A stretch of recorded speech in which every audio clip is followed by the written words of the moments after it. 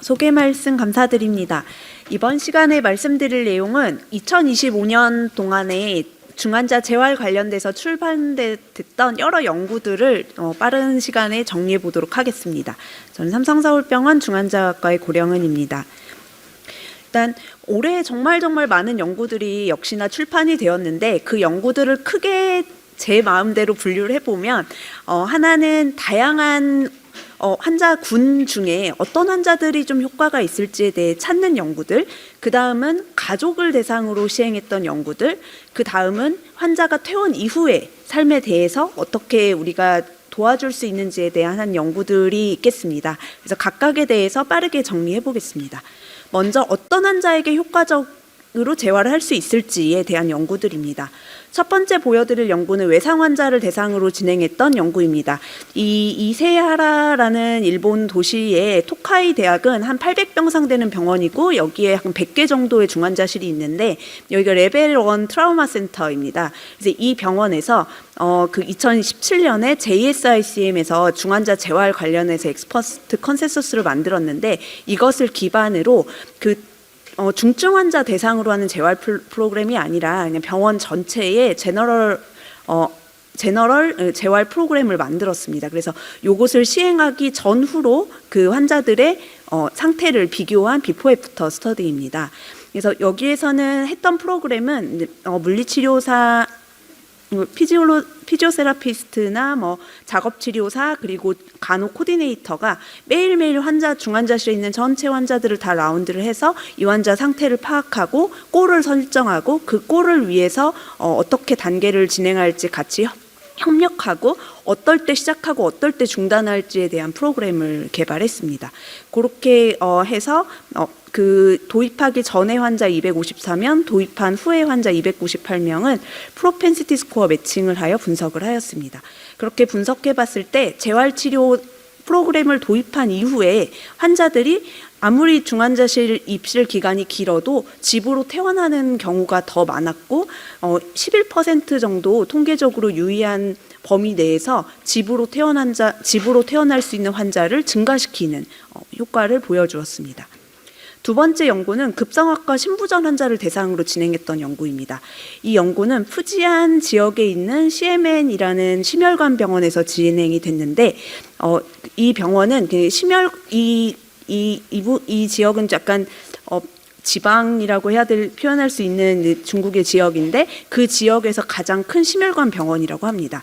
이 병원에서 CICU에 Acute Decompensated Heart Failure로 입원하는 환자들을 대상으로 이 환자들이 처음에 급격히 나쁠 때 말고 약간 안정되기 시작할 때부터 빠르게 점진적으로 개별화된 재활치료를 도입하는 RCT를 시행을 했습니다. 프라이머리 아웃컴은 Short Physical Performance Battery라는 퍼포먼스 기반으로 병원 퇴원 시에 측정하고 그 다음에 6개월 내에 어떠한 사유든 병원 재입 시라는 경우를 컴퍼짓 프라이머리 아웃컴으로 삼았습니다. 그래서 120명의 환자를 인롤해서 60명씩 양군으로 분류하였습니다. 아쉽지만 프라이머리 아웃컴에서는 이제 SPPB 스코어에서 양군 간 차이도 없었고 6개월 내에 재입원하는 경우도 양군 간 차이가 없었고 여러 세컨더리 아웃컴에서는 큰 차이를 보이지는 못했습니다. 다만 중환자실 퇴실할 때 이 환자가 모빌리티가 증가되어 있냐를 보는 툴에서는 인터벤션군에서 모빌리티가 증가되어 있음을 유의하게 확인할 수 있었습니다. 그 다음은 외상성 척추 손상 환자를 대상으로 진행된 연구입니다. 외상성 척추 손상 환자를 대상으로 진행되는 연구는 지금 프롬프트 SCI라는 트라이얼이 있는데 이게 사실 올해 초에 퍼블리시 되긴 했습니다. 한 45명 정도 환자들 대상으로 피저빌리티를 보는 연구였는데 이 연구에서 40명의 환자가 한 캐나다의 몬트리올 대학병원 한 센터에서 등록이 돼서 이 병원에서 이제 싱글 센터의 경험을 정리해서 보고를 했는데 이 병원은 레벨 1 트라우마 센터가 있는 병원입니다. 그래서 환자들이 40명의 ICU 환자를 인저리 받고 3일 이내에 프로토콜을 적용을 했고 어떤 것을 했냐면 그 환자들에게 하루에 30분씩 14일간 매일매일 패시브 인베드 사이클링을 진행을 했습니다. 이 연구는 피저빌리티를 보는 연구여서 싱글암 스터디입니다.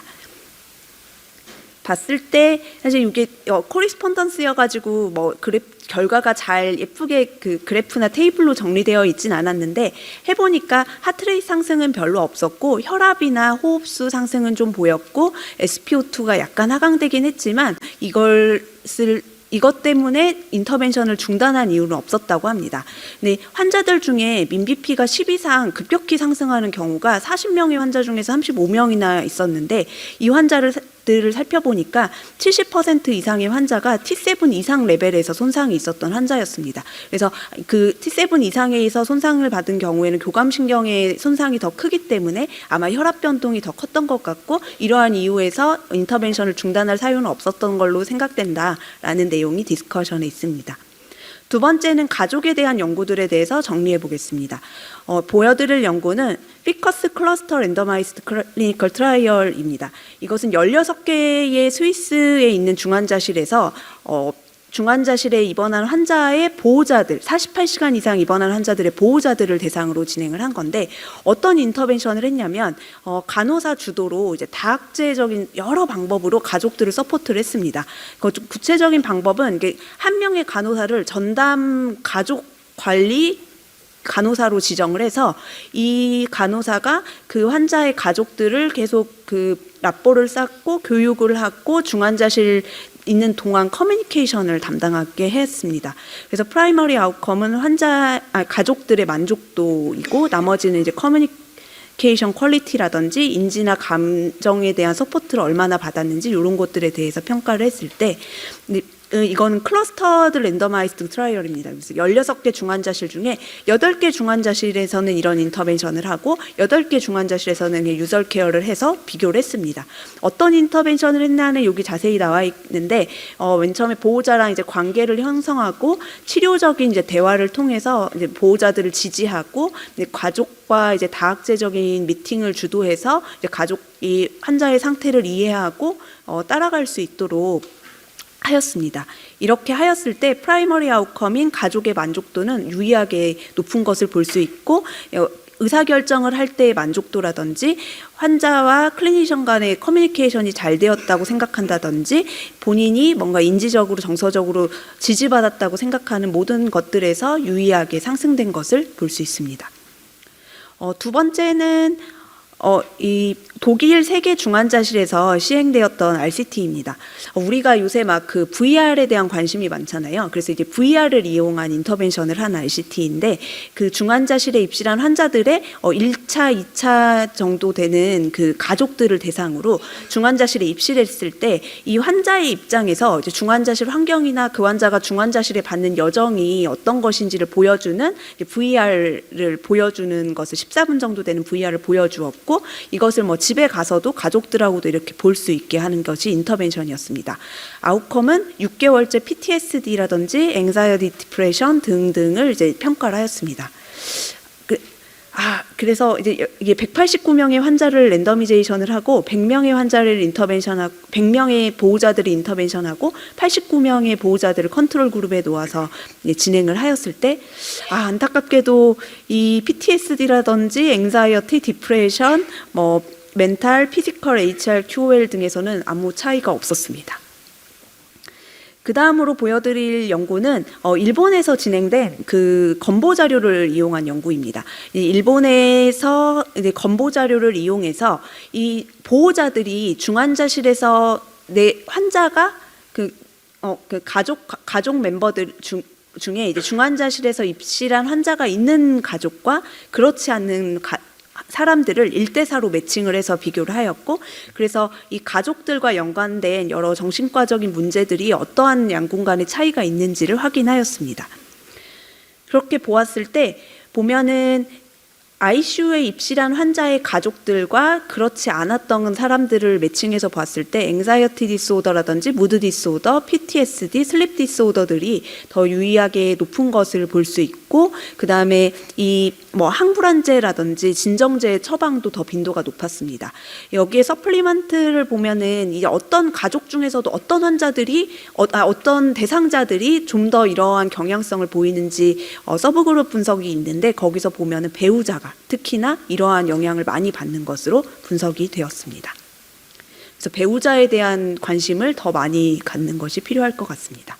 올해 2월에 크리티컬 케어 메디슨에 패밀리 센터드 케어 포 어덜트 ICU라는 권고 사항이 나왔습니다. 그래서 요걸 한번 이 아티클을 한번 읽어보시고 여기에서 우리 중환자실에서 해볼 수 있는 것이 무엇일지, 환자를 위해 해볼 수 있는 것이 무엇일지 한번 생각해 보시면 좋겠고, 보면은 대부분이 certainty of evidence가 굉장히 낮습니다. 그래서 우리가 이 부분에 대해서 좀 더 관심을 갖고 해볼 수 있는 것들이 많겠다라는 생각을 했습니다. 마지막으로는 중환자실 퇴실 이후 삶에 대해서 어떤 것을 해보고 어떤 것이 도움이 될지 찾아봤던 연구들을 정리해 보겠습니다. 첫 번째는 임프로브 트라이얼입니다. 이 연구는 미국에서 4개 중환자실에서 50세 이상 환자 중에 이 환자가 중환자실 재실 기간에 캠 ICU 기준으로 한 번이라도 델리리움으로 정의된 적이 있는 환자들을 대상으로 웹 베이스로 12주 동안 병원 퇴원한 후에 운동하는 것이랑 코그니티브 트레이닝을 진행을 했습니다. 근데 컨트롤군이 보면 컨트롤군은 아무것도 안 한 건 아니고, 컨트롤군도 이런 웹베이스 프로그램은 아니지만 계속 집에서 스트레칭 하도록 교육을 하였고, 코그니티브 컨트롤은 퍼즐이나 게임을 하도록 했습니다. 그렇게 해서 3개월째, 6개월째 코그니티브 펑션을 확인해 보았습니다. 근데 이것이 그러니까 두 가지를 다 같이 한 군에 하고 한 군에 안 하고 이렇게 한 건 아니고요. 등록한 환자 153명 중에 피지컬 엑서사이즈, 코그니티브 트레이닝을 다 한 경우, 피지컬 엑서사이즈만 한 경우, 코그니티브 트레이닝만 한 경우, 둘 다 안 한 경우 이렇게 4군을 나눠서 비교를 해봤습니다. 그렇게 비교했을 때 파란 줄이 스트레칭이랑 스트레칭 컨트롤, 코그니티브 컨트롤로 그 인터벤션을 안 한 거고요. 이 갈색 점선이 피지컬 엑서사이즈랑 코그니티브 트레이닝을 다 한 건데 양군 간의 기울기 차가 별로 없습니다. 그래서 이것도 네거티브 트라이얼입니다.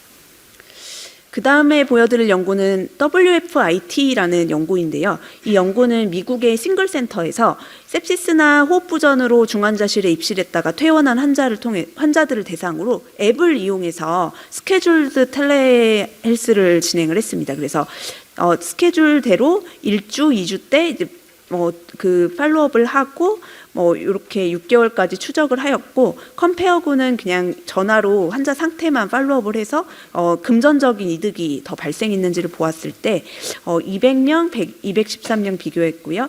양군 간의 그 경제적인 이익은 없었고, 사실 뭔가 다른 부분에서도 특별한 유의성은 없었는데 그냥 대인관계는 좀 더 나은 것 같다 정도의 결과를 보였습니다. 그래서 어떻게 보면 이것도 네거티브 트라이얼입니다. 그다음에 마지막으로 보여드리고 싶은 연구는 저희 한국에서 출판된 연구인데, 이거는 한양대학교 응급의학과 팀에서 진행한 연구입니다. 그래서 저희 국가 그 보건 데이터 이용해서, 심평원 데이터 이용해서 중환자실에서 생존 퇴원에서 1년 이상 산 사람들을 대상으로 이 환자들의 디프레션이나 앵자이어티 코드를 이용해서 이 사람이 중환자실 입실 전에 디프레션과 앵자이어티가 있었는지, 없었는데 입실 이후에 생긴 건지에 따라서 이 환자들의 롱텀 큐뮬러티브 모탈리티를 비교해 봤습니다. 그래서 원래 중환자실 입실 전에 그런 것들이 있었던 환자가 33%, 이후에 생긴 환자가 12%, 컨트롤이 54%로 비교했을 때 컨트롤 대비해서 어쨌거나 중환자실 이후에 디프레션이나 앵자이어티가 있는 환자들이 뭔가 더 사망에 대한 해자드 레이시오가 높은 것은 맞지만, 중환자실 이후에 생긴 환자들이 원래 있었던 환자들보다도 더 그 7년까지의 모탈리티에 대한 해자드 레이시오가 높은 것을 볼 수 있습니다. 그래서 굉장히 이 환자들의 이후에 사이키아틱 디스오더가 생기지 않도록 잘 관찰하고 추적하는 것이 중요하다는 것을 볼 수 있겠습니다. 그래서 앞에 나온 연구를 빠르게 정리해 봤는데, 제가 생각한 것은 일단은 뭔가 어떤 환자를 대상으로 우리가 인터벤션을 하든지